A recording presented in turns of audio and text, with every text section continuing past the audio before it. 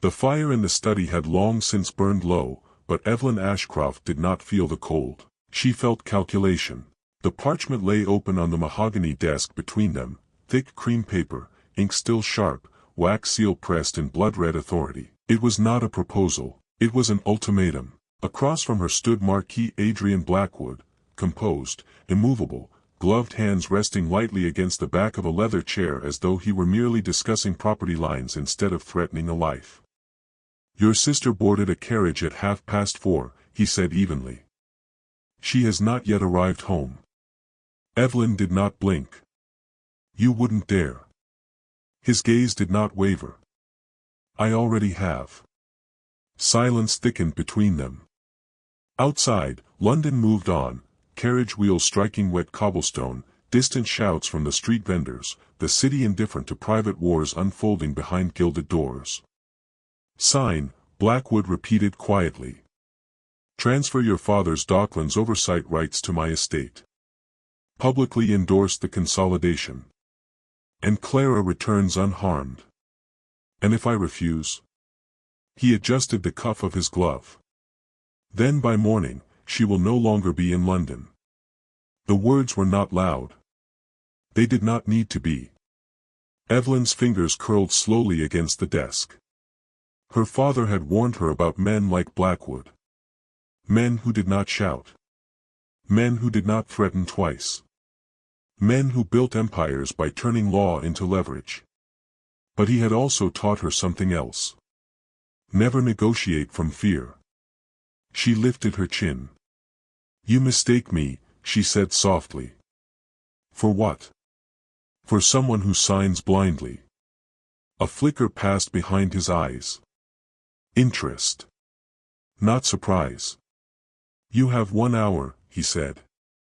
"After that, the carriage changes direction." And just like that, the war began.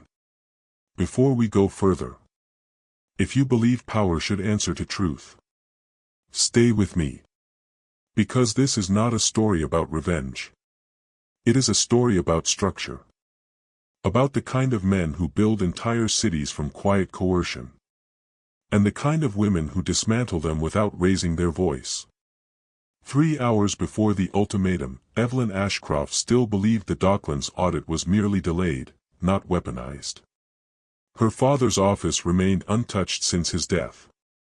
Ledgers stacked in disciplined rows. Registry seals catalogued. Correspondence tied with fading ribbon. Thomas Ashcroft had been meticulous. He believed in process. In paper trails. In signatures. In systems that corrected themselves. He had died believing those systems would hold. He had been wrong. Docklands consolidation had accelerated the week after his funeral. Blackwood Holdings absorbed parcel after parcel. Small leaseholders signed under development pressure. Registry approvals moved faster than oversight review. And somewhere inside those approvals, something had been altered. Eveline had felt it before she proved it. The numbers were too clean. The seals too consistent. The timing too precise. Which is why she never expected the attack to come through Clara. Blackwood did not challenge her publicly. He isolated her privately. And he did it with perfect legality. That was his genius. He did not operate outside the law. He reshaped it. Now she stood in his study, the contract waiting between them like a loaded pistol disguised as parchment. Sign, and save her sister. Refuse, and risk disappearance. It was not romance.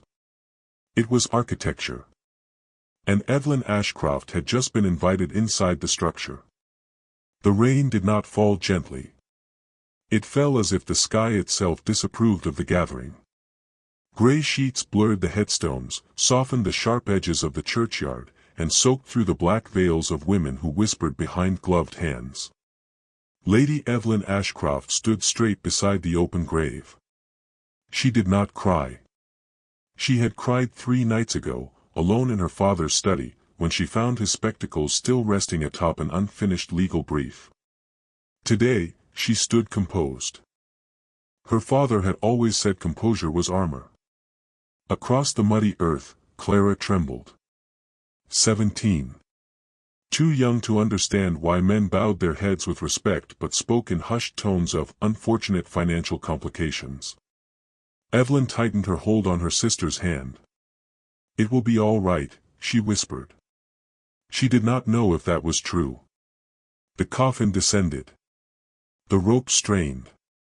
The vicar's voice droned. Judge Alastair Ashcroft, esteemed magistrate of London, lowered into the earth with dignity intact. Or so it seemed. The Ashcroft estate sat at the edge of Hampstead Heath, elegant without being ostentatious. Brick facade. White columns. Windows tall enough to invite both light and scrutiny. That night, the house felt cavernous. Empty rooms echo differently after death. Clara sat curled on the drawing-room sofa, staring into the fire. "Everyone kept looking at us," she murmured. "They were mourning," Eveline replied. "No," Clara said softly. "They were calculating." Eveline did not answer. Because she had seen it too. 2 days later, the solicitor arrived. Mr. Percival Hargrove was a narrow man with a thinning hairline and hands that never stopped adjusting papers. He cleared his throat in the study. "Lady Eveline," he began carefully, "there is a matter requiring immediate discussion." The study smelled of leather and ink. Her father's chair remained slightly angled toward the window, as if he had only stepped away briefly. "What matter?" Eveline asked. Hargrove laid a sealed packet on the desk. "A private debt." The word landed heavier than grief. "My father did not gamble," Eveline said instantly. "No," Hargrove agreed. "Not of that nature." Clara leaned forward. "How much?" The solicitor hesitated. £40,000. The room went silent. That sum could buy estates. It could finance small wars. It could not be hidden. "That is impossible," Eveline said. "It is documented." He slid forward a copy of a contract bearing her father's signature. Dated 18 months prior. Loan extended by. Eveline's eyes froze on the name. Marquis Alastair Blackwood. She had seen him only once before. Tall. Precise. Immaculate even in mourning attire. He had stood at the funeral, hat removed, expression unreadable. Not grief. Observation. He had not approached. Had not offered condolences. But he had watched. Eveline remembered that now. "I was unaware of any dealings between my father and the Marquis," she said slowly. Hargrove nodded. "It was a private agreement." "Private from his daughters?" "Yes." Clara stood abruptly. "This is fraud." Hargrove inhaled. "The contract appears legally binding." Eveline reached for the parchment. Her father's signature was bold. But something about it. The pressure. The spacing. Too controlled. Her father signed with impatient strokes. This was careful. Deliberate. As executor of the estate, Hargrove continued, "You must either repay the sum within 60 days. And if we cannot?" The solicitor's silence answered. The estate would be seized. That evening, the rain stopped. But the air felt heavier. Eveline stood alone in the study long after Clara retired. She opened drawers. Sorted ledgers. Examined correspondence. Nothing referenced Blackwood. Not one letter. Not one invoice. Her father had recorded everything. Meticulous to fault. This debt had no trail. She moved to the archive cabinet in the corner. Unlocked it. Reviewed legal drafts. Land cases. Criminal appeals. And there. A thin file labeled simply.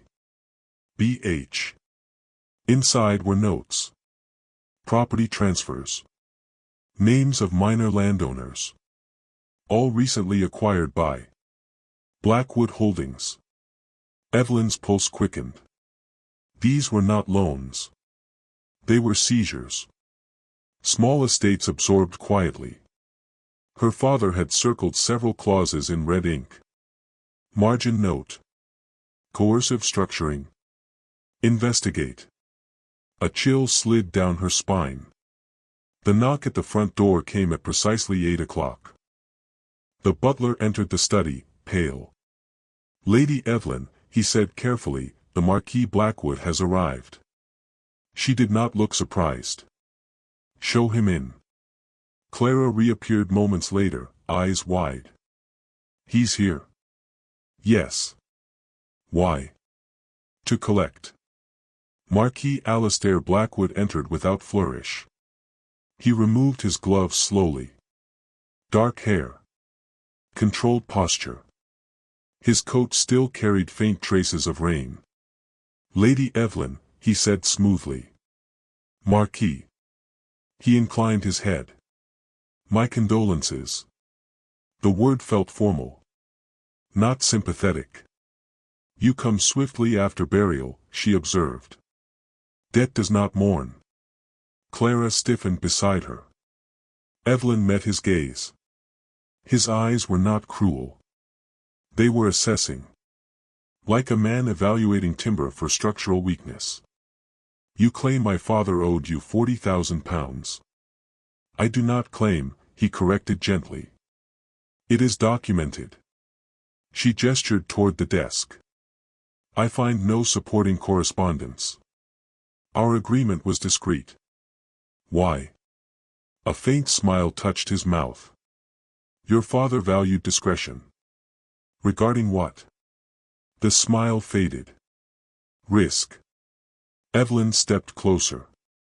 "My father did not take reckless loans." Blackwood's expression did not change. "Everyone takes risks." She studied him. "You were investigating property transfers," she said deliberately. A flicker. "Small. But real." "Many men investigate many things," he replied. Clara looked between them. "What happens if we do not pay?" she demanded. Blackwood's gaze shifted to the younger sister briefly. "The estate transfers." "Everything?" "Yes." The word fell gently.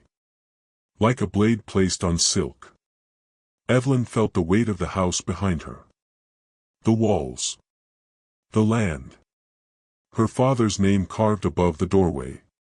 "You give us 60 days, she said. "I do." "And if I dispute the validity of this contract?" Blackwood adjusted his cuff. "You are welcome to try."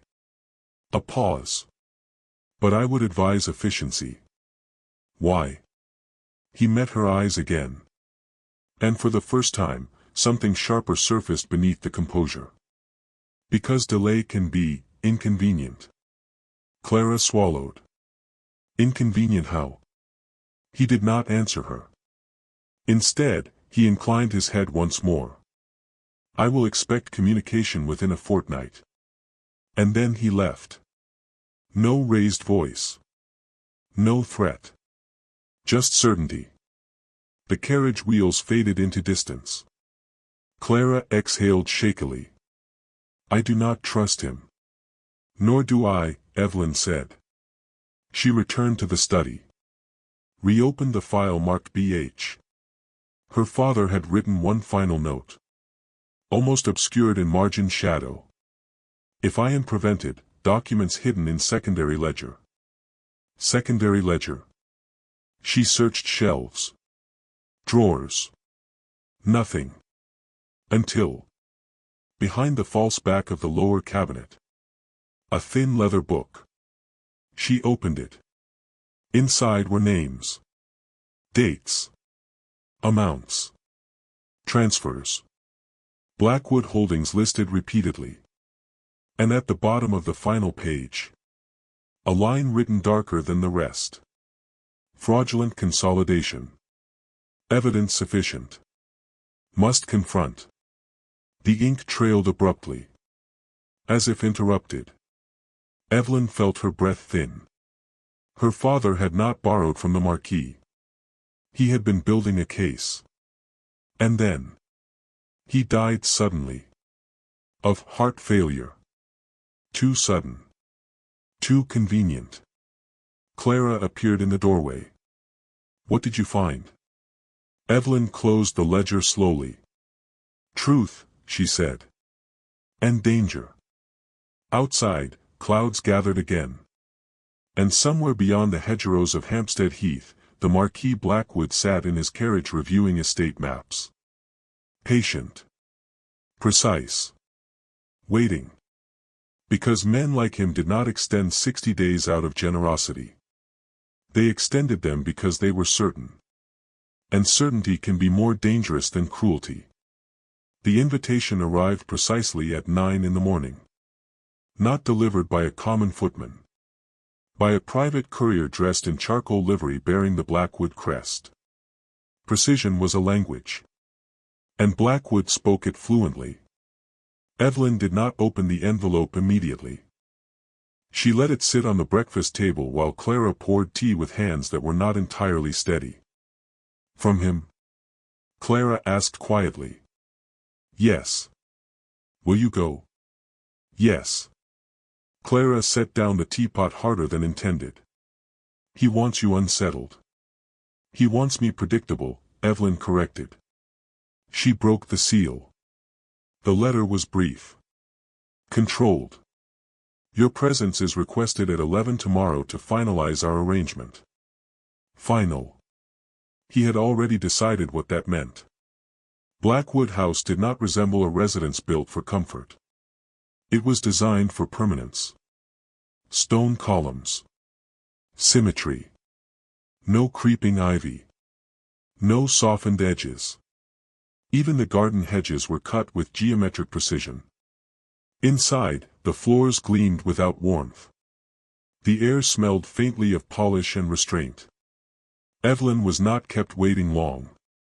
That, too, was deliberate. A man who delays seeks dominance through impatience.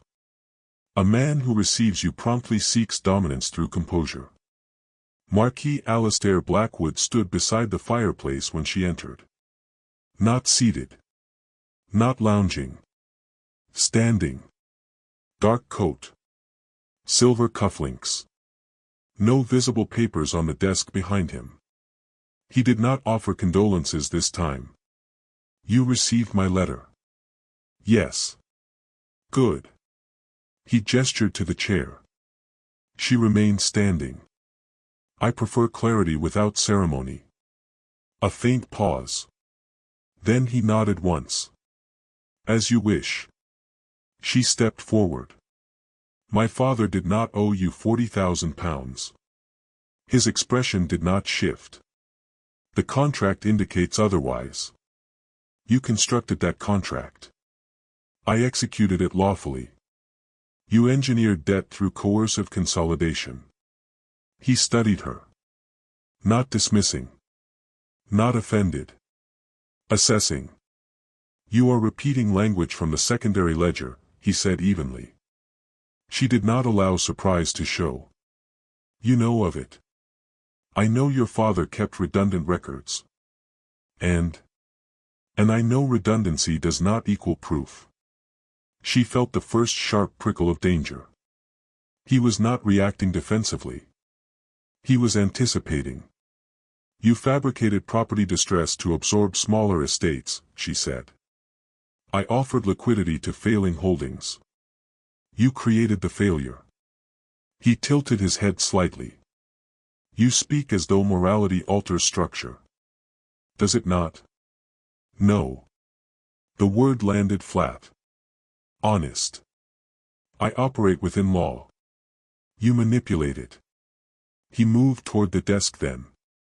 Slowly. Opened a drawer. Removed a thicker parchment. Set it between them. Then read the full agreement. She did. The first pages outlined loan principal, interest accrual, repayment window. Her father's signature appeared on page 4. Steady. But too steady. Then she reached clause 12. Marriage consolidation. She read it twice. Her breathing did not change. You wrote this. I drafted it. You inserted marriage as debt extinguishment. Yes. Before my father died. Yes. And you expected compliance. I expected inevitability. She lifted her eyes. And if I refuse? He did not answer immediately. He studied her instead. You value your sister. There it was. No theatrics. No raised voice. Just calculation. My sister is not leverage. Everything is leverage. You abducted her. I ensured her temporary relocation. You took her without consent. I removed unpredictability. Her fingers tightened slightly on the parchment. If harm comes to her. It will not. You cannot guarantee that. I can. How? He held her gaze. Because I do not damage assets I intend to preserve. The coldness of that sentence did more than shouting could have. She folded the contract closed. I will not marry you.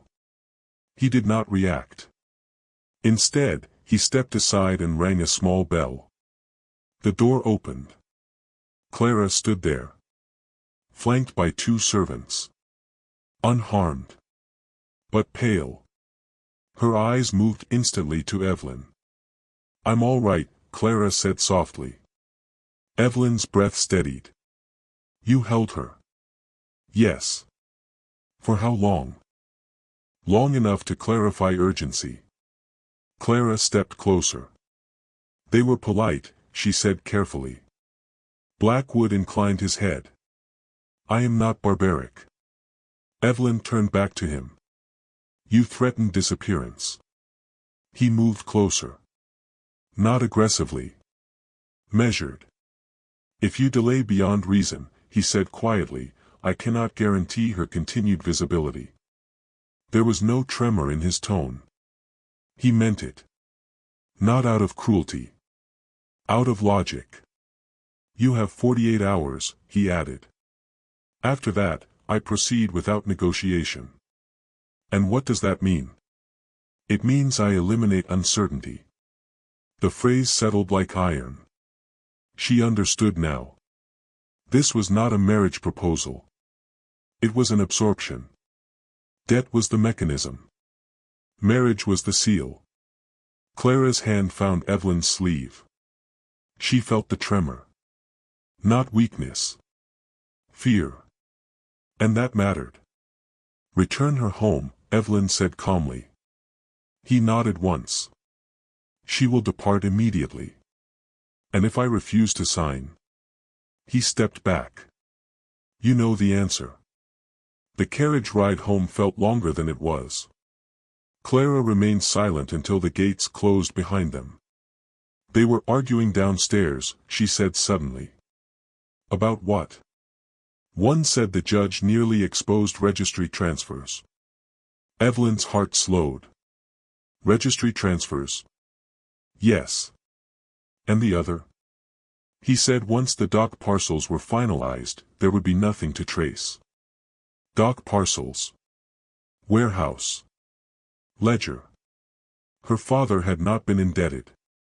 He had been interrupted. That night Eveline did not sleep. She sat in the study with the secondary ledger open. Her father's red ink markings now felt urgent. Docklands properties circled. Registrar's signatures repeated. 3 signatories. 1 dead. 1 retired. 1 still active. She traced the pattern carefully. Blackwood Holdings expanded most aggressively within the year preceding her father's death. The debt contract dated from that same period. Retaliation disguised as obligation. Marriage disguised as resolution. At dawn she closed the ledger. 48 hours. Enough time. Not to pay. To expose. She returned to Blackwood House the next afternoon. This time, she was composed differently. Not defensive. Intentional. He noticed immediately. You look resolved. I am. He gestured toward the desk. The contract awaits. I will sign, she said. Silence. His gaze sharpened slightly. But not under present terms. You negotiate from deficit. I negotiate from disclosure. He leaned back slowly. Explain. If I am to bind my estate to yours, I require access to all holdings. No. Then I do not sign. He did not raise his voice. He did not display anger. But something shifted. You believe you have leverage, he said quietly. I believe you prefer structure over chaos.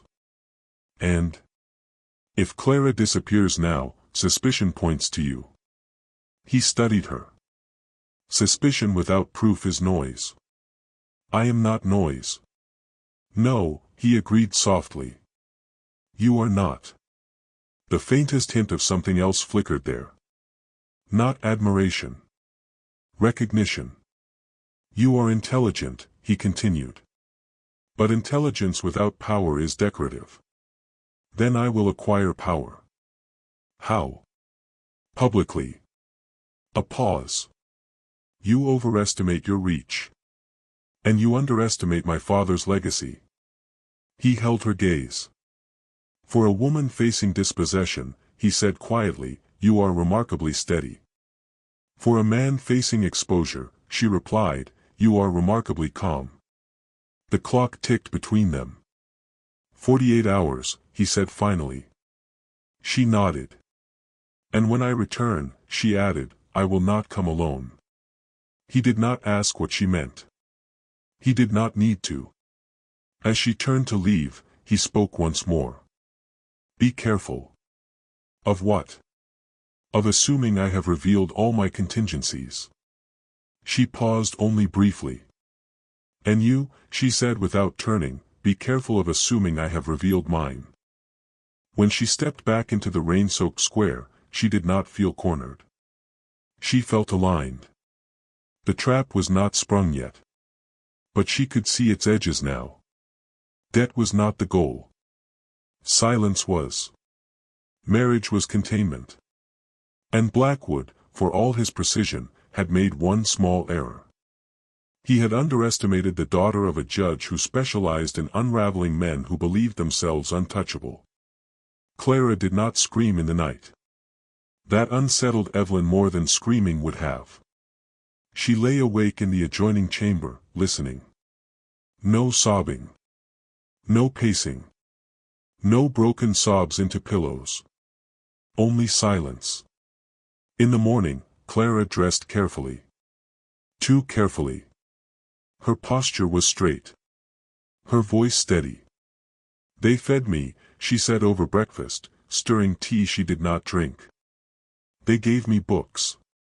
Which books? Eveline asked. Legal commentary. That made Eveline pause. What kind? Property law. Clara's eyes lifted. They wanted me to understand something.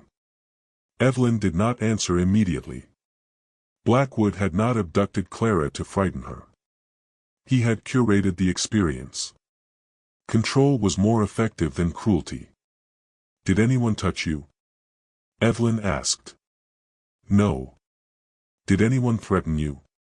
No. Did anyone say what would happen if I refused? Clara hesitated. One of the men said, disappearance does not require violence.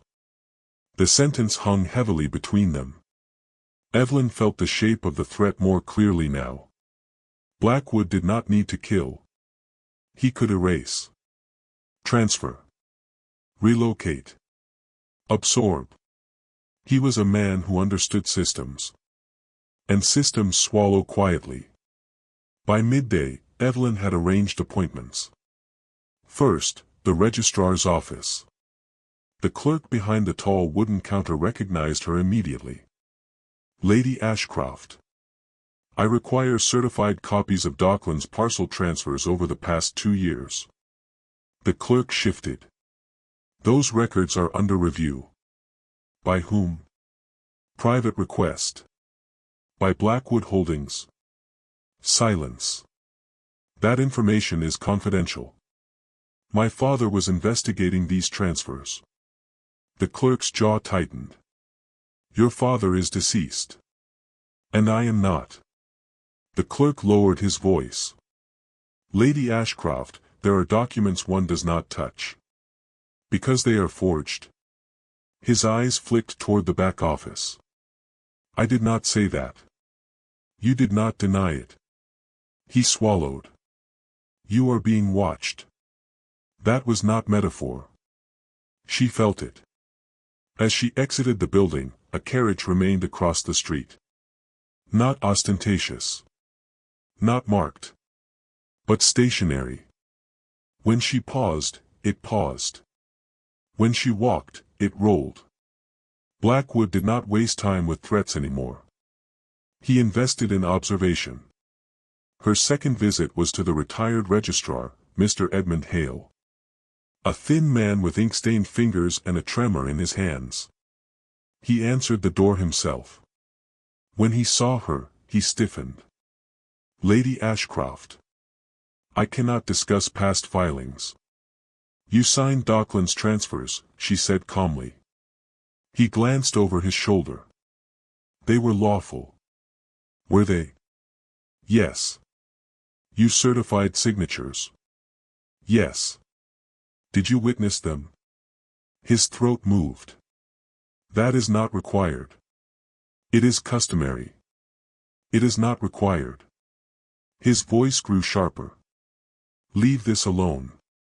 Why? Because the men involved do not argue. They absorb. Her father's phrase. Absorption. Did my father visit you before he died? A pause. Yes. What did he ask? Hale's eyes watered suddenly. He asked whether registry seals can be duplicated. And? They can. Easily. With access. Who has access? Hale did not answer. But he did not need to. Registry seals were kept under private lock. Access required influence.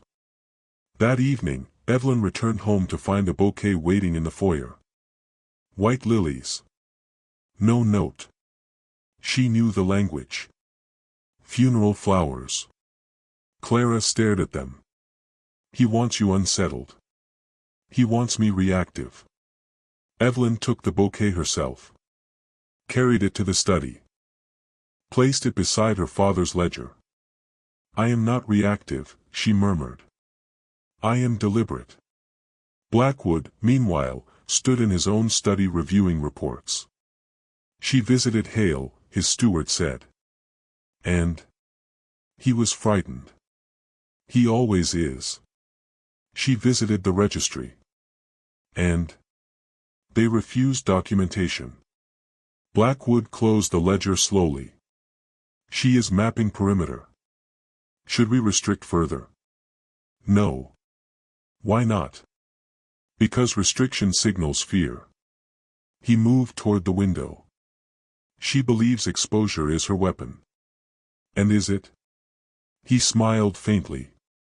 Exposure requires audience. And? She does not yet have one. The following day, Eveline sent formal invitations. Small dinner. Ashcroft House. Select attendees. 2 minor landholders whose estates had been absorbed by Blackwood. A member of Parliament known for land reform advocacy. The retired registrar Hale. Anne. Marquis Alastair Blackwood. The note was precise. To discuss estate alignment prior to matrimonial agreement. The word matrimonial was intentional. Public framing. If he declined, suspicion would grow.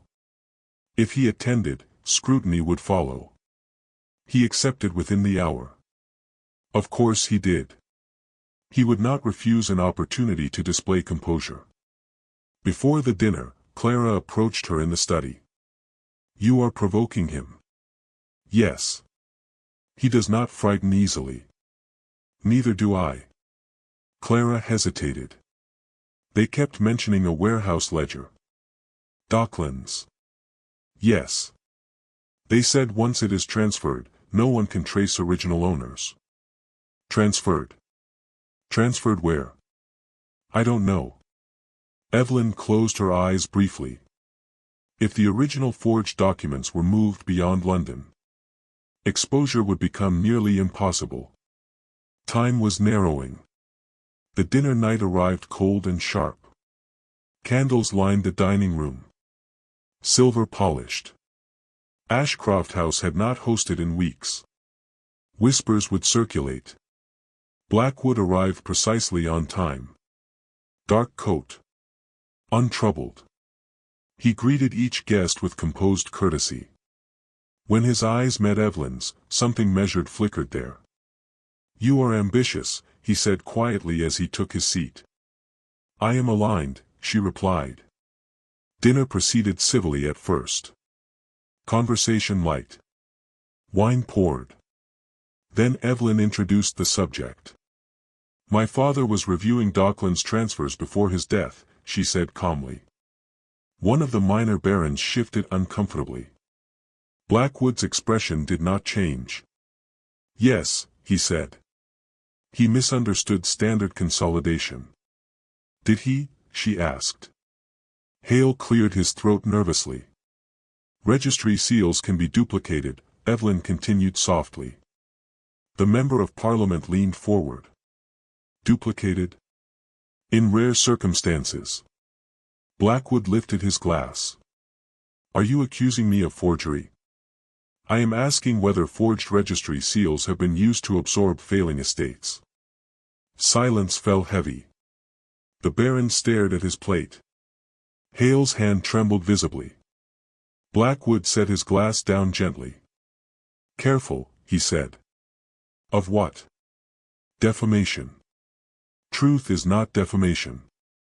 Truth requires proof. And proof requires access. Their eyes locked. An intellectual duel in candlelight. You invited me to threaten me publicly, he asked quietly. I invited you to answer publicly. He leaned back. And if I decline? You confirm suspicion. And if I answer? You risk exposure. A pause. You are wagering recklessly, he said softly. No, she replied. I am shifting terrain. He studied her. Longer this time. You think dinner conversation can dismantle structure? No. Then what? I think witnesses matter. The Member of Parliament spoke cautiously. If there is evidence of falsified registry seals, it warrants inquiry. Blackwood's gaze shifted toward him. Be careful aligning yourself with grief-fueled conjecture. The MP held steady. I align myself with procedure. The air changed. Not dramatically. But perceptibly. Blackwood felt it. A fracture. Small. But present. After the guests departed, Blackwood remained. You have escalated, he said quietly. Yes. You risk retaliation. I expect it. You risk your sister. Eveline stepped closer.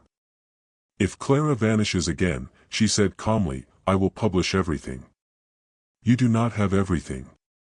I have enough. Silence. You surprise me, he said at last. Why? You are not emotional. No. You are strategic. Yes. And you believe you can defeat me? I believe you made a mistake. He tilted his head slightly. What mistake? You assumed I would sign quietly. A faint smile touched his mouth. I never assumed quiet. Then what did you assume? That you would choose preservation over exposure. And you were wrong. The candles flickered between them. For now, he said softly. And then he left. That night, Eveline returned to the study alone. She opened the secondary ledger again. Her father's last line stared back at her. Evidence sufficient. Must confront. He had planned confrontation. Public. Direct. And he had died before executing it. She would not make the same mistake. This would not be private. It would not be whispered. It would be formal. Institutional. She pulled out paper. Began drafting a petition to the civil court. Requesting inquiry into registry seal authenticity tied to Blackwood holdings. Not accusation. Inquiry. Procedure. He could not silence procedure easily. Outside, rain began again. But this time, it did not feel oppressive. It felt like pressure building. And pressure, when structured correctly, cracks even stone. The rain did not stop that week. It clung to London like rumor. Invitations from Ashcroft House had circulated quietly, and so had the whispers. She cannot repay it. She has no dowry strong enough. She is clever, but not powerful. She will marry him. Eveline heard none of it directly. But London was a city that breathed through doors. You could feel its opinions pressing against windows. Blackwood sent no second threat. No flowers. No carriage across the street. No courier. Which unsettled her more. A man who stops pressuring has decided he no longer needs to. On the second night, Clara entered the study slowly. You are going to sign. It was not a question. Yes. Clara's hands tightened at her sides. He wins. No, Eveline said calmly. He believes he does. That is not the same. Clara's eyes shimmered, but she did not cry. They moved me twice while I was there, she whispered. Eveline's gaze sharpened. Twice. Yes. Why? They said, the warehouse would be cleared soon. Cleared. The word hit precisely where she expected. Clara, Eveline asked quietly, did you see any ledgers? No. But I heard them arguing. About what? One said the transfer had to be complete before court interest. Court interest. Her petition had already begun circulating quietly. He knew. He was accelerating. Then we accelerate too, Eveline murmured. She returned to Blackwood House at 11 that night. Not afternoon. Not morning. Midnight negotiation required shadow. The house was dim. Only 2 lamps lit in the main hall. He was waiting. Of course he was. You chose late, he observed. I chose precise. The contract lay on the desk again. He did not gesture toward it. He waited. She stepped forward. You understand what this means, he said quietly. Yes. You extinguish debt. Yes. You bind estate to mine. Yes. You relinquish independent claim to litigation. Her eyes flickered once. That clause had been buried on page 9. I relinquish private claim, she corrected. A subtle distinction. He noticed. Language matters, he said softly. It always does. Silence. Then she picked up the pen. Her hand did not tremble. She signed. Eveline Ashcroft. The ink glistened black in candlelight. He did not smile. He did not gloat. He took the parchment. Signed beneath her name. Marquis Alistair Blackwood. Effective immediately, he said calmly. Clara returns home without interference. She never left. That is not what I mean. He met her gaze. She will not be touched again. A promise. Calculated. You will announce the engagement tomorrow, he continued. Of course. You will attend the winter estate dinner at Blackwood House next week. I will.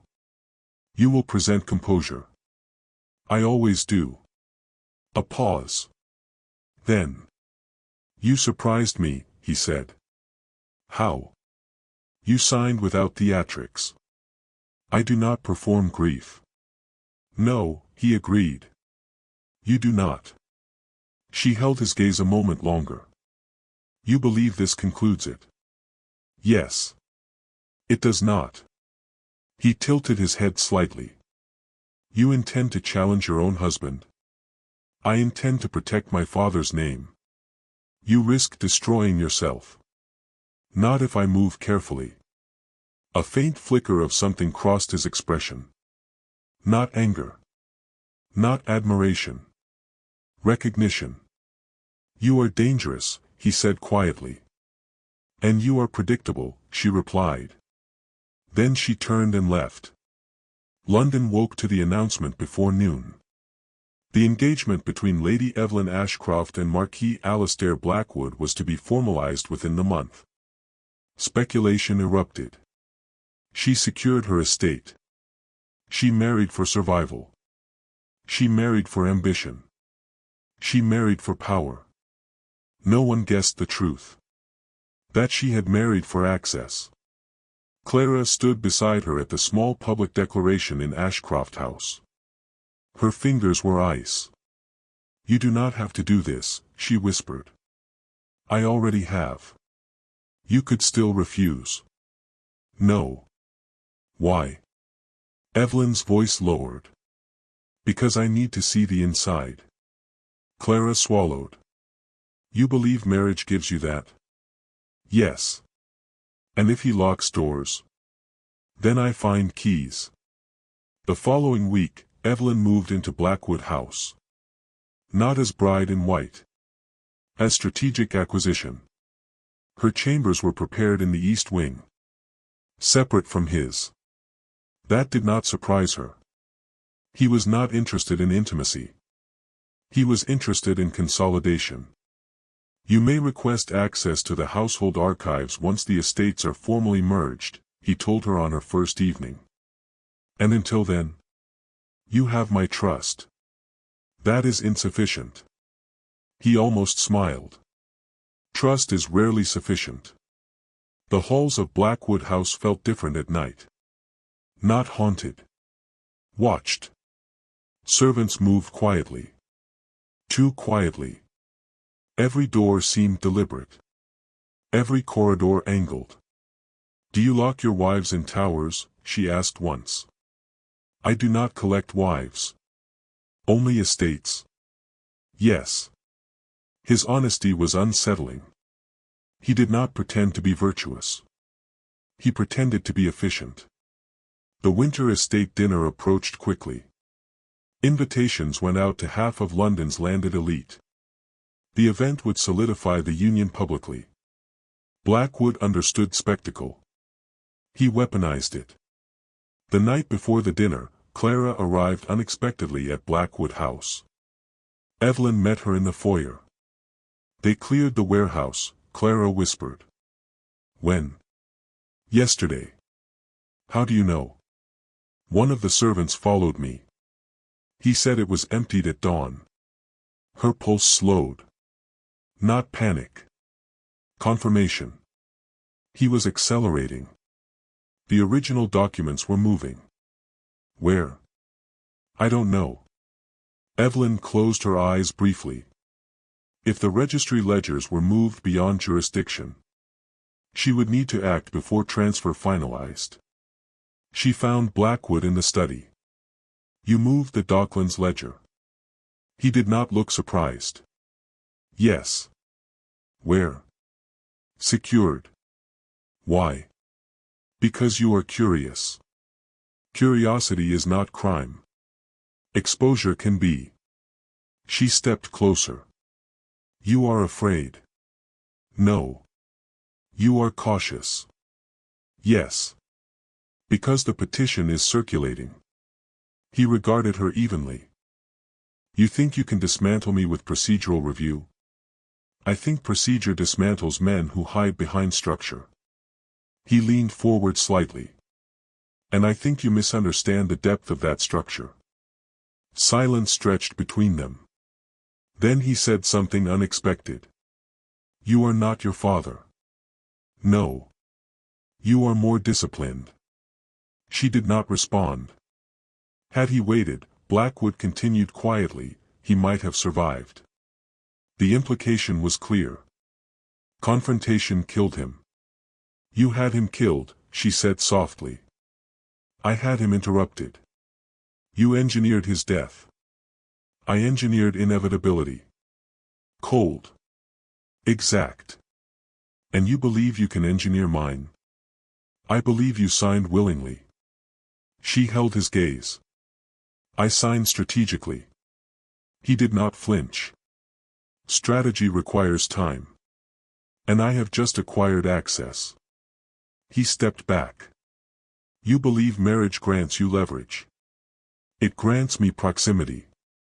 And proximity grants you opportunity. Silence again. Then he nodded slightly. Very well. Very well. I enjoy competition. That unsettled her more than threat. He did not want her silent. He wanted her contained within his system. He believed the system was stronger. He believed she would break before it did. The winter estate dinner glittered with chandeliers and expectation. Eveline stood at the top of the grand staircase beside him. Composed. Elegant. Unreadable. The guests applauded the union. Blackwood placed his hand lightly at the small of her back. Possessive. Subtle. You look triumphant, she murmured. I am, he replied. For now. He did not answer. Below them, London toasted their future. They believed the story. Debt resolved. Estate preserved. Marriage secured. They did not see the fracture forming beneath it. They did not see the petition already moving through civil channels. They did not see the retired registrar quietly preparing sworn testimony. They did not see that Eveline Ashcroft had not surrendered. She had infiltrated. And infiltration, when executed correctly, destroys from within. Blackwood House did not creak. It did not echo. It did not whisper. It absorbed. The walls were thick, the corridors long, the carpets heavy enough to swallow footsteps whole. Even the servants moved with soundless precision, as though the house itself required silence to function. Eveline understood within 2 days that this was not a home. It was an apparatus. And she had stepped inside it willingly. Her chambers were spacious but controlled. 2 tall windows overlooking Grosvenor Square. A writing desk placed deliberately away from the door. No visible locks on the outside, yet every hallway beyond her suite curved subtly before reaching a staircase. You could not leave unseen. Blackwood did not restrict her movement. That would imply fear. Instead, he structured it. Breakfast was served precisely at 8. A carriage available upon request. A maid always nearby. Courtesy, in excess. You treat captivity elegantly, she said on the 3rd morning. Blackwood folded his newspaper calmly. You are not captive. No. You have freedom within reason. And who defines reason? I do. He did not disguise it. He did not pretend partnership. He stated authority as one states weather. She tested perimeter gradually. Library access. Granted. Financial correspondence. Granted, selectively. Household account books. Granted, summarized. Archive room. Denied. The estate archives remain private until legal consolidation finalizes, he said evenly. And when is that? Soon. How soon? Soon. His precision vanished when she approached that subject. That told her everything. At night she mapped the house in her mind. 17 doors between her chamber and the west wing. 3 staircases. 1 corridor guarded subtly by a rotating footman. The archive room was located beyond the west study. Locked. Always. Twice she walked that corridor deliberately. Twice the same servant appeared. "May I assist you, my lady?" Merely walking. Of course. Polite. Present. Watchful. Clara visited every other afternoon. She no longer trembled when entering Blackwood House. But she watched. Everything. "They are moving crates at night," Clara whispered during one visit. "From where?" "The West Wing." "Where do they go?" "Rear courtyard. Carriages without crest." Eveline's pulse slowed. Transfer in progress. She had perhaps days. Blackwood joined her in the library that evening. "You are restless," he observed. "I am observant." "You walk the corridors often." "I live here." He closed the book he was holding. "You seek something." "Yes." "What?" "Truth." "And what will you do if you find it?" "Use it." He studied her carefully. "You signed knowing proximity does not equal control." "I signed knowing proximity equals visibility." He leaned back. "You believe evidence remains inside these walls." "It did. And now?" "Now I believe you are relocating it." Silence. Then. "You are clever," he said quietly. "But you move too directly. And you move too slowly." A faint, almost imperceptible flicker passed through his expression. "Not irritation. Calculation." "You assume the ledger is singular," he said. "It is not." "You assume registry duplication is traceable." "It is not." He did not answer. Instead, he stood. "Dinner is at 8. And left. That night she did not sleep. She waited. At 1:30, she heard movement. Not loud. Measured. Wood against stone. Wheel rotation. She rose. Wrapped a dark shawl around her shoulders. Opened her chamber door silently. The corridor beyond was dim. No servant in sight. She moved slowly toward the west wing. At the final turn before the archive hall, she paused. Voices. Low. "Is this the last of them?" one man asked. "Yes." "And the originals?" "Transferred already." "Transferred where?" She leaned closer. A floorboard shifted faintly beneath her weight. The voices stopped. Footsteps approached. She turned instantly. Walked calmly back down the corridor. By the time a servant rounded the corner, she was halfway toward the staircase. "Lady Blackwood?" he asked. "I could not sleep." "Shall I bring tea?" "No." She smiled faintly. "I prefer walking." He bowed slightly. But his eyes were alert. Blackwood would know she had been near. Good. The next morning, she changed tactic. She wrote a letter. Not to the court. To the Member of Parliament who attended the dinner. A formal request for public inquiry into registry seal authentication across consolidated estates. Not accusation. Inquiry. She sealed it with Ashcroft wax. Delivered by private messenger. If Blackwood intercepted it, he would see nothing illegal. But the clock would begin ticking officially. Clara arrived that afternoon more agitated than before. "They are clearing the east storage now," she whispered. "Why?" "I overheard a servant say that duplicate ledger must not remain here." Duplicate. Her mind sharpened instantly. If there is a duplicate, the original still exists. Yes. And if the duplicate moves, the original may remain until final transfer. She closed her eyes briefly. That was the crack. Blackwood's efficiency required redundancy. Redundancy created exposure. That evening, she approached him directly. There are 2 ledgers, she said calmly. He did not look up from his correspondence immediately. There are many ledgers. There are 2 Docklands ledgers. Now he looked at her. Explain. 1 original. 1 duplicate.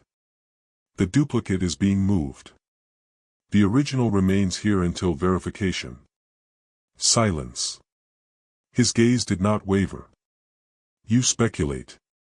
I observe. And what do you intend to do? Confirm. How? Access. He leaned back. You believe I will grant it? No. Then, I will take it. The faintest flicker of something like amusement touched his expression. You are confident. I am correct. He rose slowly. Walked toward her. Stopped close enough that the space between them felt deliberate. You mistake me for careless. No, she said softly. I mistake you for proud. A long silence stretched. You think I enjoy this, he said quietly. I think you enjoy control. And you? I enjoy dismantling it. For a moment, just a moment, something sharpened behind his eyes. Not attraction. Not anger. Challenge. You will find, he said softly, that dismantling structures requires force. And you will find, she replied, that structures collapse under pressure. He stepped back. You have 3 days, he said. For what? Before transfer finalizes. Her heart did not race. She did not show surprise. He had just confirmed timeline. And after that, she asked. After that, he said evenly, you will have married into permanence. That night, she moved. Not alone. Clara stationed herself in the East Wing corridor to delay any servant movement. At precisely 2 in the morning, when the West Guard rotated, Eveline slipped through the final corridor turn. The archive door was locked. Expected. But she had prepared. Her father had taught her that most locks fail not by force, but by patience. She inserted the thin brass tool into the keyhole. Turned slowly. Listened. A faint click. The door opened.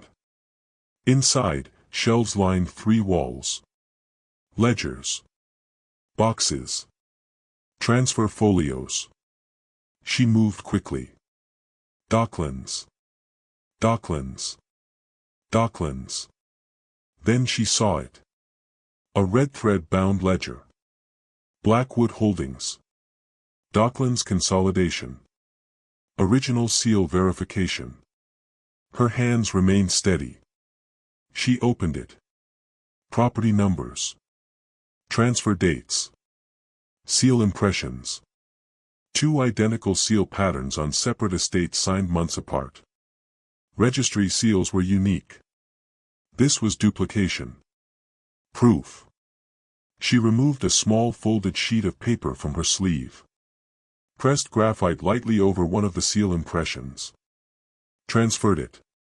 Closed the book. Replaced it precisely. Relocked the door. Returned to her chamber before the guard rotation completed. Her breathing did not quicken until the door shut behind her. Then, just once, she exhaled. She now had physical trace evidence of duplicated registry seal use. Enough to trigger formal investigation. Enough to halt consolidation. Enough to fracture Blackwood's certainty. The next morning at breakfast, Blackwood studied her quietly. You slept well, he asked. Yes. You look satisfied. Do I? Yes. A pause. You are nearing the edge, he said quietly. Of what? Of consequence. She met his gaze steadily. No, she said softly. You are. And for the first time since she entered his house. He did not immediately respond. The summons arrived faster than Eveline expected. 2 days after her graphite transfer was sent quietly to the Member of Parliament, a formal notice was delivered to Blackwood House. Seal of the Civil Court. Request for preliminary inquiry into registry authentication procedures tied to Docklands parcel consolidation. Blackwood read it once. Then again. His face did not change. But he did not fold it immediately. Eveline watched him from across the breakfast table.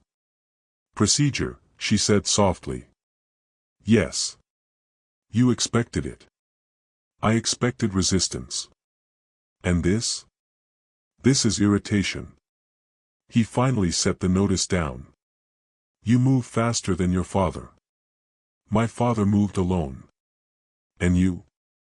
I moved publicly. Silence. You understand what this triggers, he said. A review. A freeze. Yes. And a spotlight. Yes. And if the review clears me, then I am humiliated. And if it does not, you are. He studied her. Longer than before. You entered this house intending war. I entered intending exposure. There is no difference. Only to men who rely on intimidation. The faintest edge entered his eyes. Not rage. Tension. Do not mistake my restraint for incapacity, he said quietly. And do not mistake my marriage for surrender, she replied. The court inquiry required appearance. Not full trial. Preliminary authentication review. Registry seals would be examined under magnification by appointed clerks. Original transfer documents requested for verification. Blackwood complied. Immediately. That was expected. What he did not do was retrieve the duplicate ledger. Because the duplicate ledger was already gone. Transferred before she broke into the archive. He knew. She knew he knew. And now they waited to see whether the original seal discrepancies were sufficient to trigger deeper inspection. 3 nights later, Clara did not return home on schedule. The pattern was different this time. No note. No courier. No visible carriage. Just absence. Eveline stood in the foyer. Still. Focused. Blackwood entered from the west corridor. You look concerned. Clara is not home. She is not obligated to this house. She departed at 4. And it is nearly 8. He did not respond immediately. Then. She is safe. Her pulse slowed. Where? With acquaintances. You lie. I do not. You moved her. I ensured she would not interfere. With what? Tonight. The word settled. Tonight what? He stepped closer. You forced procedural review.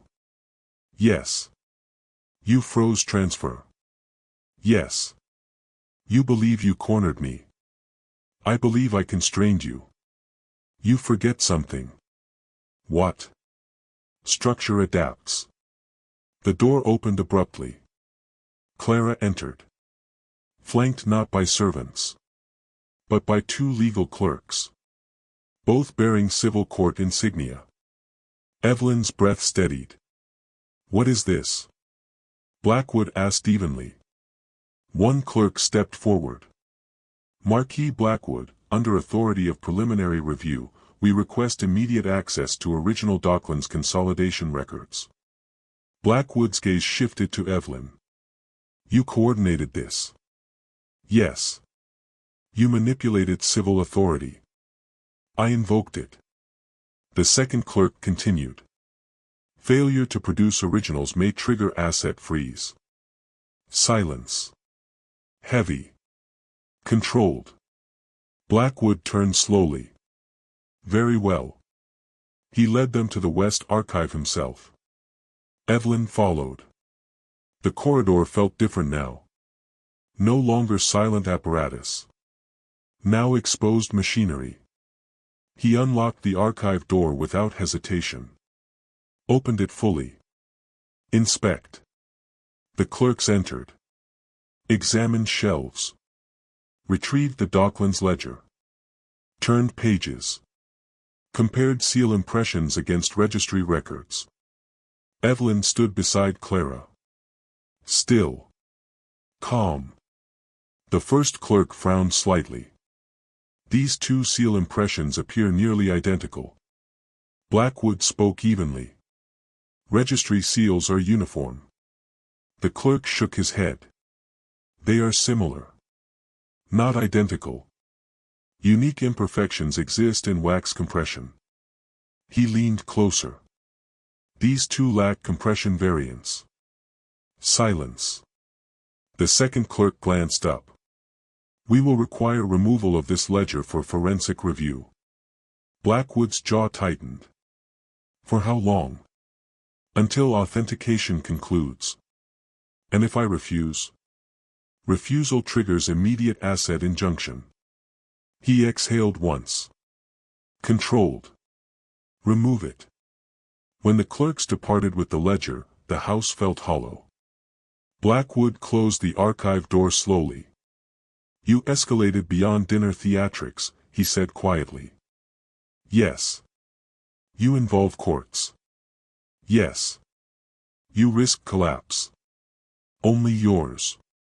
He stepped closer. You believe courts are incorruptible. I believe exposure is contagious. And if I expose you? For what? For breach of marital loyalty. She held his gaze. I signed strategically. Not submissively. You signed legally. Yes. And you now act against your own estate. No, she said softly. I act against fraud. The word landed heavier than accusation. Fraud implied criminality. He did not react outwardly. But something shifted behind his composure. A fine fracture. You force me to adapt, he said quietly. Adapt. You are not as cautious as your father. No. And caution keeps men alive.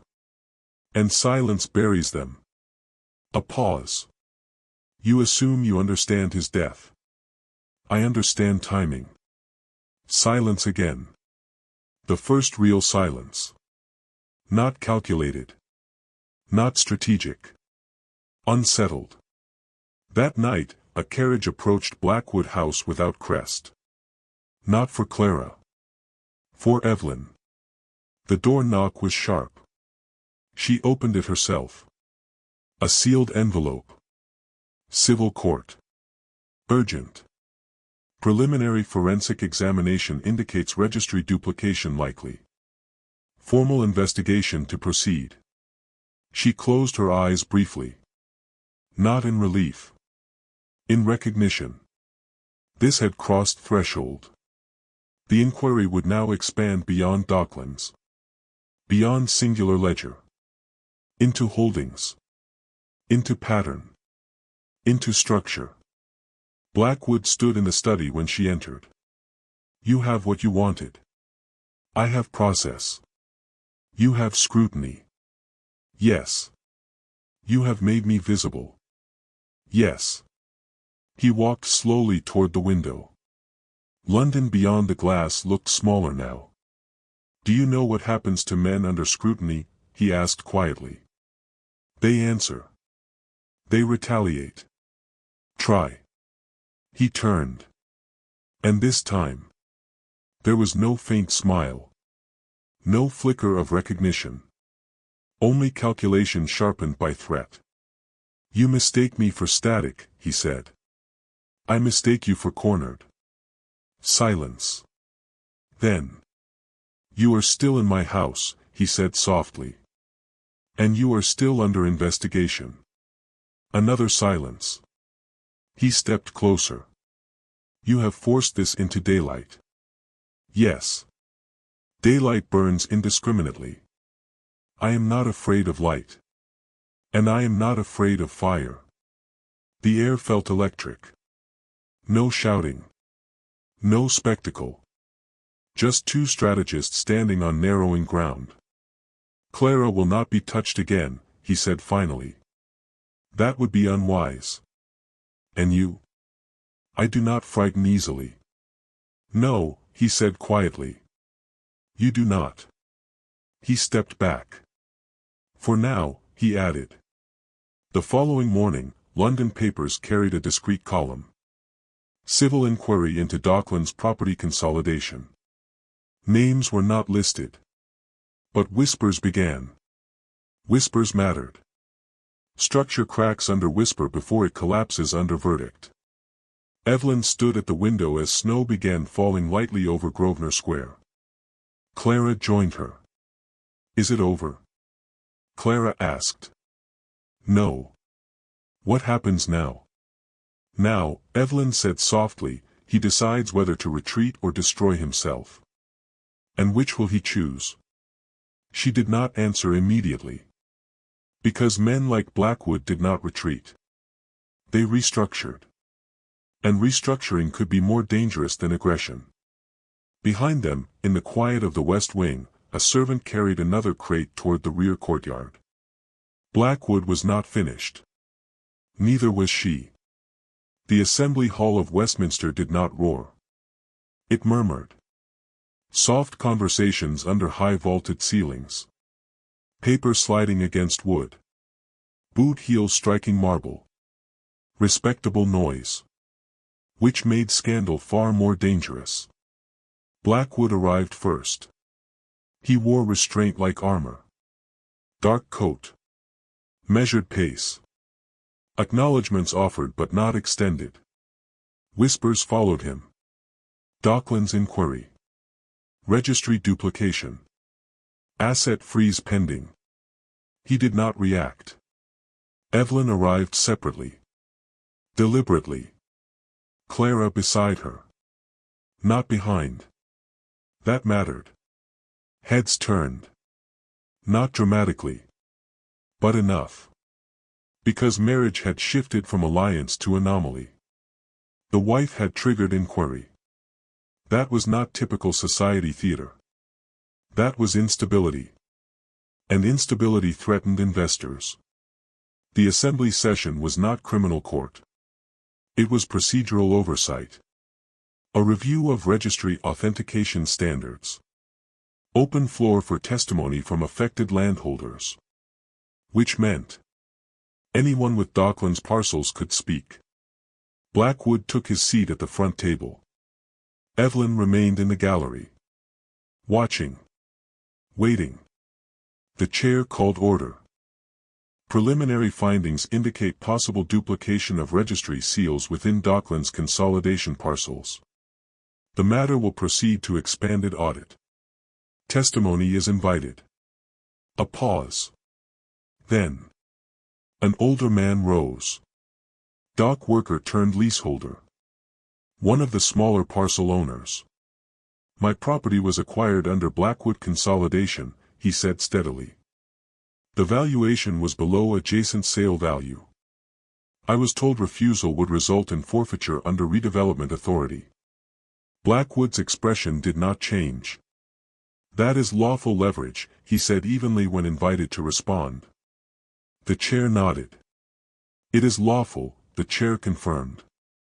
The landholder continued. But I later discovered neighboring parcels transferred at higher rate weeks after my signature. A murmur moved through the hall. Blackwood's voice remained controlled. Market volatility. Eveline watched. He would not deny. He would contextualize. Always. Then another landholder stood. Then another. Patterns emerged. Not criminal individually. But cumulative pressure. Cumulative pressure was fatal to consolidation strategy. The chair leaned forward. This appears systemic. Blackwood responded immediately. Consolidation requires staggered pricing. That is not irregular. The chair turned to the registry clerk. And seal duplication. The clerk cleared his throat. Forensic review confirms 2 Docklands ledgers bear seal impressions too consistent to represent separate manual compression. Silence. It was small language. Technical. But devastating. Blackwood did not blink. Registry offices maintain multiple stamps for efficiency. The clerk shook his head. Not for estate-level consolidation. Another murmur. Then. The chair said quietly. Marquis Blackwood, did you authorize duplication of registry authentication tools? No. The word landed firm. Clear. Unwavering. And now. This was no longer whisper. It was direct inquiry. Eveline rose. Not because invited. But because timing required it. I request permission to speak, she said calmly. The hall shifted. Wives did not speak in procedural assemblies. But the chair nodded. Proceed. She descended to the floor. Blackwood did not look at her immediately. He kept his gaze forward. But tension had entered the line of his jaw. My name is Eveline Ashcroft Blackwood, she began evenly. Daughter of former Docklands Oversight Auditor Thomas Ashcroft. That mattered. Lineage tied to oversight. Credibility. My father flagged registry irregularities 12 years ago. The inquiry was dissolved after his death. A ripple moved through the chamber. Blackwood finally turned slightly. Not fully. Just enough. You imply connection, he said calmly. I imply pattern, she replied. She withdrew a folded document. The graphite seal transfer. Placed it on the evidence table.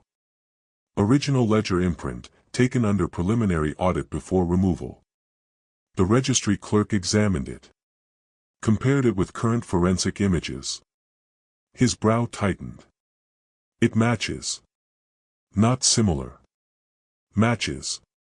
A difference in language that shifted tone entirely. The chair leaned forward. Marquis Blackwood, do you dispute this? Blackwood stood slowly. Measured. You are examining compression similarity. That does not equate to forgery. Eveline did not interrupt. He would overextend. He always did when cornered by logic. The chair asked. Did you oversee registry access during Docklands consolidation? Yes. Did you authorize secondary imprint use? No. Then how do 2 impressions match precisely? Silence. For the first time. True silence. Not rhetorical. Not strategic. Structural. Blackwood did not answer immediately. Because he could not without implicating himself or registry clerks. And registry clerks would not protect him if audit deepened. The chair spoke carefully. This matter now escalates to formal estate review. That sentence changed everything. Formal review meant full ledger seizure. Asset freeze. Public filing. Blackwood's consolidation machine halted. But he was not finished. He turned toward Eveline. Slowly. You accessed my archive without authorization, he said evenly. The hall shifted again. Now it was personal. She met his gaze. Yes. You breached marital confidentiality. I accessed property tied to public registry. You committed trespass. I committed preservation. You undermine your own estate. I undermine fraud. There it was again. That word. Fraud. It no longer sounded accusatory. It sounded evidentiary. The chair interjected. This assembly is not adjudicating marital dispute. Focus on consolidation. Blackwood pivoted immediately. Very well. But damage had occurred. Because for the first time, he looked reactive. Not controlled. Reactive. Subtle. But visible. Then Clara stood. Unplanned. Eveline turned sharply. Clara's hands trembled slightly. But she spoke. I was detained, she said. The hall quieted. During early Docklands consolidation, I was held overnight in a carriage house to prevent communication with registry clerks. A sharp intake of breath moved through the chamber. Blackwood did not look at her. But his fingers tightened against the table. On whose authority? The chair asked. Clara swallowed. Estate security. Under whose command? She looked directly at Blackwood. He did not interrupt. Estate command falls under the Marquis, she said. The silence after that was not murmur. It was weight. Blackwood finally spoke. That allegation is unsubstantiated. Clara's voice steadied. I have carriage logs. That was unexpected. Even Eveline had not known. Produced how? The chair demanded. Saved copies from registry clerk transfers. Dates match consolidation freeze periods. The clerk beside the chair nodded slowly. Those dates align. Blackwood exhaled slowly. Not loudly. But visibly. And that was the fracture. Not collapse. Fracture. His composure remained intact. But authority had shifted. From dominance to defense. The chair concluded. Marquis Blackwood, until review concludes, Docklands consolidation is suspended. Estate transactions halted pending audit. The gavel fell. Light sound. Heavy consequence. Outside the assembly hall, snow had begun again. Thin. Cold. Reporters did not swarm. But they watched. Which was worse? Blackwood descended the steps beside Eveline. Not touching. Not speaking. Finally. You overplayed, he said quietly. No. You forced this into spectacle. You forced consolidation into coercion. He stopped. Turned toward her. His voice lower now. Not threatening. Focused. If this expands beyond Docklands, other estates will suffer. Perhaps they should. You would burn holdings tied to livelihoods. I would expose structure tied to manipulation. He studied her. Longer than before. You are prepared to dismantle everything. I am prepared to correct it. Correction was more dangerous than revenge. Because correction did not stop at victory. It restructured systems. He understood that. And that understanding made him dangerous again. You assume you control this escalation, he said softly. I assume you cannot contain it. He looked past her toward the assembly doors.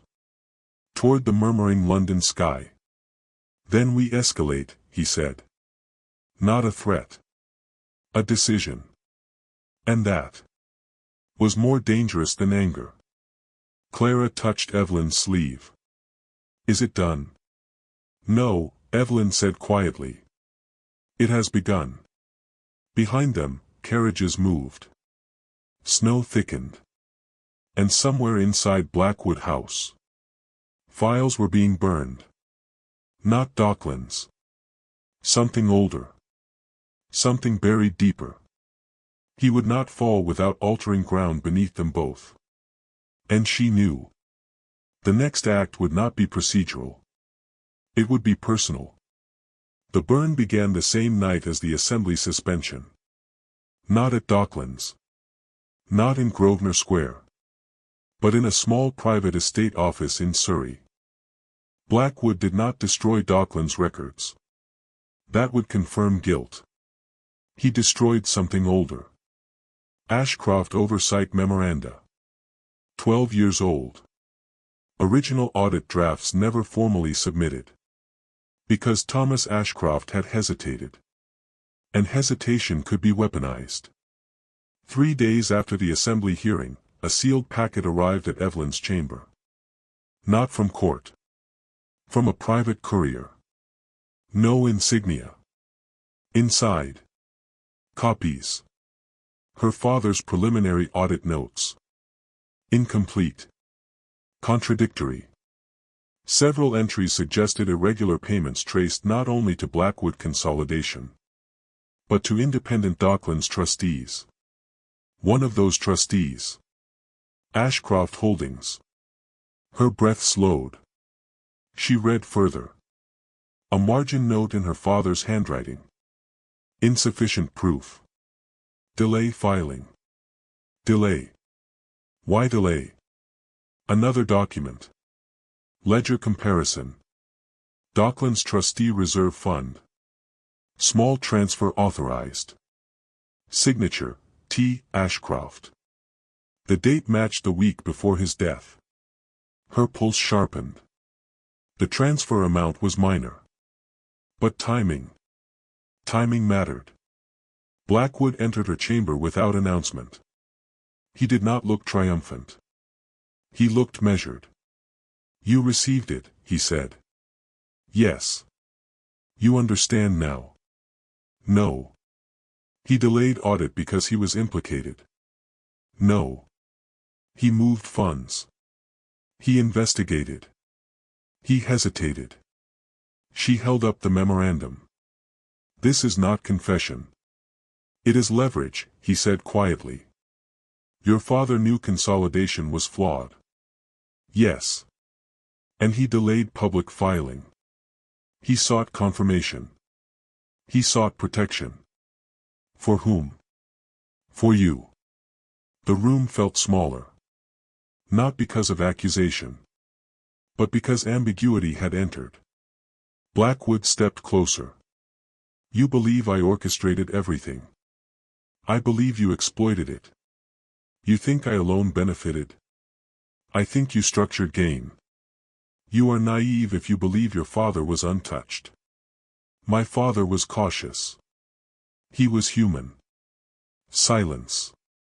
The kind that shifts perception. Not certainty. Perception.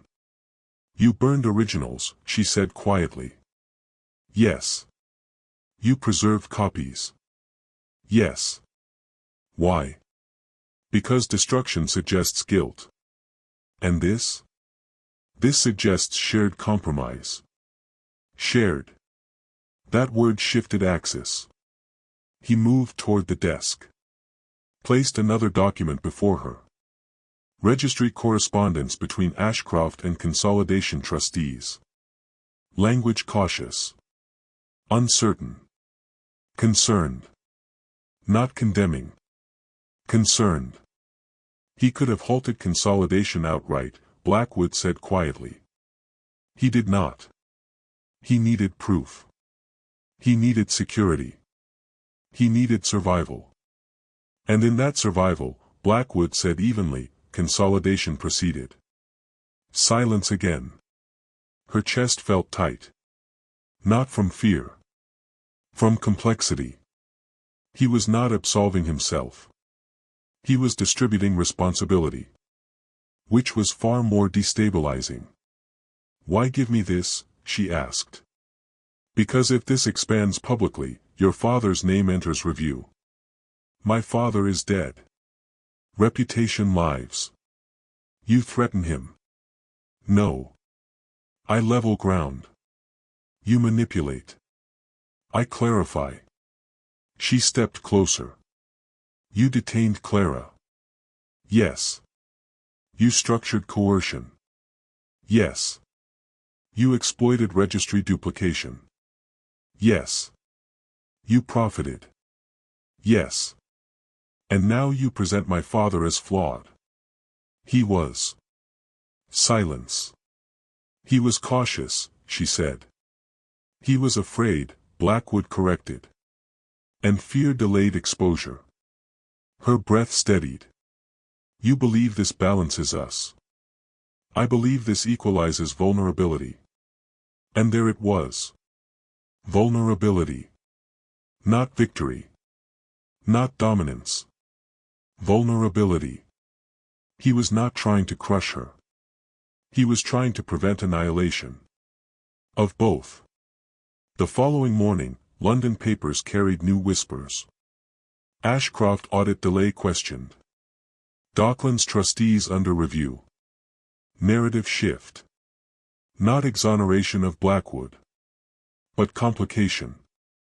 Complication weakened singular blame. Which weakened prosecutorial momentum.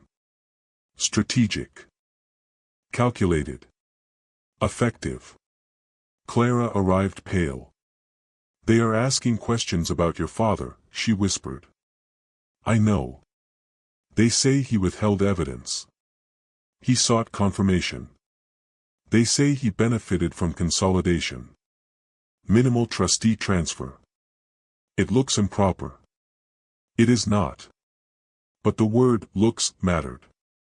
In public inquiry, perception outran proof. Blackwood found her in the West study that evening. You can end this, he said quietly. How? Joint statement. No. Clarify irregularities were systemic. No. Stabilize estates. No. Protect your father's memory. Silence.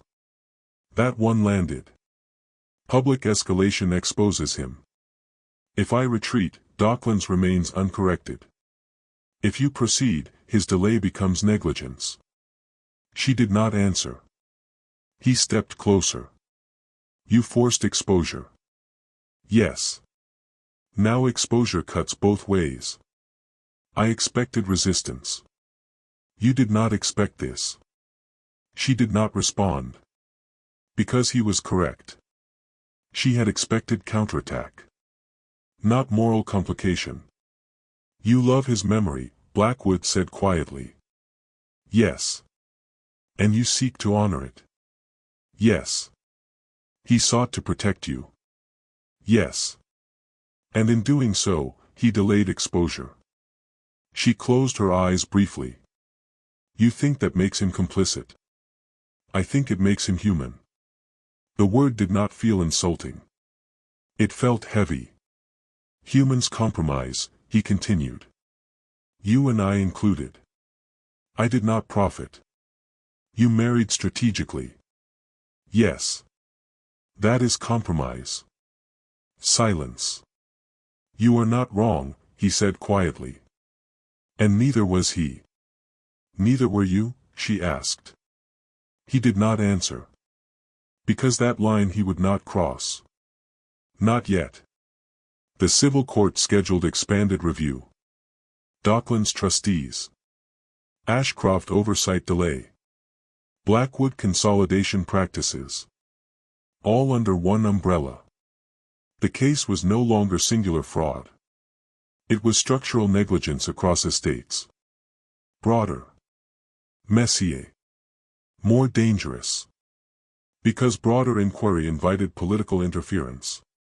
And political interference rarely preserved ideal justice. That night, she walked alone in the east corridor. No servants followed. Because now the house was quieter. Not from submission. From recalculation. Blackwood stood at the far end. Watching. You are reconsidering, he said. I am assessing. Difference? Yes. You cannot undo this. I do not intend to. You cannot protect everyone. I do not intend to. Then what do you intend? She walked toward him slowly. I intend to finish it. And your father? I will not let his caution be rewritten as corruption. And if review interprets it otherwise? Then I will clarify it publicly. You will expose his hesitation. I will expose his intent. And your marriage? She paused. Was never protection. He watched her. Not with anger. Not with superiority. With something closer to recognition. You would burn both estates to correct one injustice. I would restructure both estates to prevent recurrence. You believe courts will allow that. I believe sunlight forces reform. You trust sunlight too much. And you trust structure too much. Silence. Longer now. Not combative. Heavy. You have one final choice, he said quietly. What? Escalate fully. Or stabilize partially. Stabilization preserves leverage. Escalation risks collapse. Collapse risks reform. And reform risks ruin. Yes. He nodded slowly. Then said something he had never said before. If I admit procedural exploitation, consolidation freezes permanently. And multiple estates destabilize. And you lose standing. And I lose control. Silence. There it was. The word. Control. She stepped closer. You have never admitted fault. No. You admit vulnerability. Yes. And if I escalate, you will win. The word hung between them. Not as threat. As fact. And you, she asked. I will survive. That answer unsettled her more than denial. Because survival meant he was already planning beyond loss. The court date was set. Final review hearing. Docklands. Ashcroft delay. Blackwood oversight. All together. One decision could collapse both legacies. Clara approached her that night. What will you do? Eveline stood at the window. Snow falling again over Grosvenor Square. I will finish it, she said quietly. And him? She did not answer immediately. Because the truth had shifted. This was no longer exposure of a villain. It was dismantling of a flawed system. One her father had hesitated to confront fully. And one Blackwood had exploited. But not created alone. She turned from the window. Prepare the documents, she said. Clara nodded. Which ones? All of them. Across the hall, in the west study, Blackwood stood alone. He poured a glass of brandy. Did not drink it. Simply held it. He had underestimated her. Not because she was emotional. But because she was relentless. And relentless people did not stop at leverage. They stopped at correction. He set the glass down. And began drafting a statement. Not denial. Not confession. Admission of procedural exploitation without criminal intent. Enough to trigger reform. Not enough to imprison. Calculated. Measured. Strategic surrender. But surrender nonetheless. The final hearing loomed. The estates balanced on knife edge. Marriage suspended between alliance and opposition. And both understood. The next act would not end in triumph. It would end in transformation. One way or another. The civil review chamber was quieter than the assembly hall. Smaller. More precise. Less tolerant of rhetoric. This was not performance. This was record. Blackwood arrived without escort. Eveline entered separately. They did not speak before proceedings began. Clara remained behind this time. No spectacle was required. The chair opened the session. Expanded inquiry into Docklands consolidation, registry duplication, and Ashcroft oversight delay. Documents were placed on the long oak table. Ledgers. Seal impressions. Trustee transfers. Audit drafts.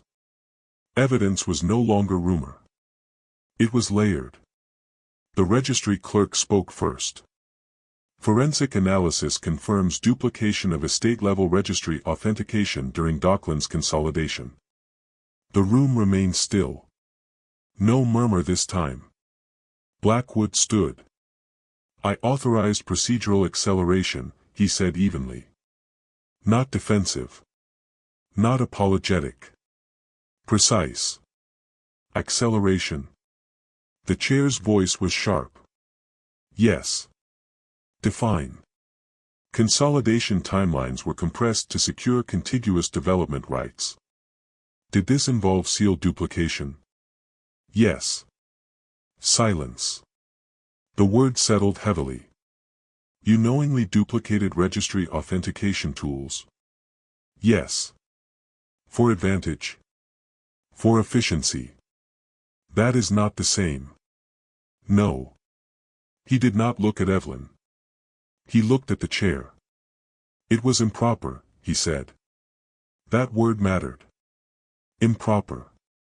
Not criminal intent. Not ignorance. Improper. The chair leaned forward. Did you benefit financially? Yes. Did smaller leaseholders suffer valuation suppression? Yes. Was coercion applied? A pause. Yes. The room felt different now. Not charged. Heavy. Because this was no longer strategic debate. It was admission. The chair turned to Eveline. Mrs. Blackwood, your father's delay. She stood. Steady. My father identified irregularities but delayed filing pending confirmation of trustee liability. His hesitation allowed consolidation to proceed. Was he financially complicit? No. Did he benefit? A minor trustee transfer occurred during review window. Explain. Docklands trustee reserve was redistributed under existing contractual obligation unrelated to consolidation valuation. The registry clerk confirmed. Transfer aligns with pre-existing trustee agreement. The chair nodded. So his delay was caution, not collusion. Yes. Blackwood did not contradict. Because he could not. And because he would not. The chair folded his hands. Marquis Blackwood, you admit procedural exploitation, coercive leverage, and registry duplication. Yes. You understand this invites sanction. Yes. And you accept it? Yes. Silence again. Then. Docklands consolidation is permanently dissolved, the chair declared. Compensation recalculation ordered for affected leaseholders. A pause. Registry reforms to prohibit estate-level authentication duplication enacted immediately. Another pause. Marquis Blackwood, you retain title but forfeit development authority for 5 years. The words were not theatrical. But they reshaped everything. 5 years without development authority meant no new consolidations. No leverage expansion. No structural dominance. Containment. The chair turned to Eveline. Ashcroft oversight record will reflect procedural delay without misconduct. Not absolution. Clarification. That was enough. The gavel fell. Soft. Final. Outside the chamber, there were no cheers. No applause. Just cold London air. Blackwood descended the steps slowly. He did not appear ruined. He appeared altered. Eveline stood beside him. For a moment neither spoke. Then. You won, he said quietly. No, she replied. The structure shifted. You forced it. You admitted it. A pause. I calculated preservation, he said. I calculated correction. And here we are. Yes. They stood in the falling snow. Not enemies. Not allies. Something else. The papers the following morning were restrained. Estate reform passed after consolidation inquiry. Registry authentication modernized. Docklands compensation review ordered. No scandal headline. No disgrace narrative. Because Blackwood had admitted before exposure forced spectacle. That preserved dignity. Barely. Grosvenor Square felt quieter now. Servants moved differently. Not cautiously. Normally. Clara entered the drawing room where Eveline sat reviewing compensation frameworks. "It's done?" Clara asked softly. "It has begun," Eveline said. "Will he retaliate?" "No." "You're certain?" "Yes." Clara studied her. "You don't sound triumphant." "I am not." "Then what are you?" She considered. "Aligned." "With him?" "With the outcome." That evening, Blackwood entered the library. No tension. No confrontation. He carried a single document. Estate restructuring plan. "What is this?" she asked. Redistribution schedule. 4. Docklands leaseholders. You are not required to assist. I am required to rebuild. Silence. You could have denied, she said. Yes. You could have buried it. Yes. You did not. No. He set the document down. I built consolidation because I believed control prevented chaos. And now? I understand rigidity creates collapse. A faint shift. Not warmth. Understanding. You changed structure, he said quietly. You admitted flaw. That was not easy. Correction rarely is. He studied her. You married strategically. Yes. You dismantled strategically. Yes. You did not do it out of vengeance. No. Why? She met his gaze steadily. Because vengeance sustains structure. Reform alters it. Silence. Then. I misjudged you, he said. Yes. You misjudged me. Yes. Now. Now we build differently. The marriage did not transform into tenderness. It transformed into equilibrium. No dominance. No silent corridors. No rotating guards. The archive door remained unlocked. That mattered. 5 years without development authority forced Blackwood into administrative restructuring. He worked through compensation recalculations personally. Not because court required it. Because public trust required it. Eveline oversaw registry reform advocacy. Standardized seal control. Public access protocols. Trustee transparency guidelines. Ashcroft's name became associated with reform oversight. Not scandal. Not perfection. Reform. Months later, Docklands redevelopment resumed. Under new oversight. Under public registry verification. Under compensation adjusted valuation. Leaseholders retained equity share. Structure shifted. Not destroyed. Reshaped. One evening, as spring replaced snow, Eveline stood at the same window overlooking Grosvenor Square. Blackwood joined her. You could have ruined me, he said quietly. Yes. You did not. No. Why? Because ruin preserves imbalance. Correction restores it. He nodded. You trust systems now. I trust exposure. And me? She turned slightly. I trust that you learned. He considered that. That may be the only trust one deserve. Yes. Silence settled. Not heavy. Stable. Across London, registry reform became precedent. Estate-level duplication prohibited. Authentication oversight centralized. Leaseholder appeal rights codified. Structural change rarely made dramatic headlines. But it altered futures quietly. That was enough. Clara visited often. Not fearful now. Free. The carriage house in Docklands was demolished. In its place, a public registry office with open ledgers. Eveline attended the opening. Blackwood did not speak at the ceremony. He stood beside her. Not in front. Not behind. Beside. Late that night, in the quiet of Grosvenor Square, she asked him. Do you regret it? Consolidation? Yes. No. She waited. I regret rigidity. That answer satisfied her more than apology would have. They did not become romantic legends.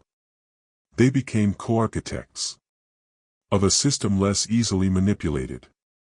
Of estates less easily coerced. Of authority less easily concealed. Marriage redefined. Not protection. Not dominance. Balance. And in the West Archive, where the ledger once locked behind heavy door, shelves remained open. Accessible. Documented. Corrected. The snow never returned the same way again. Because structures once exposed rarely returned to silence. And neither did they.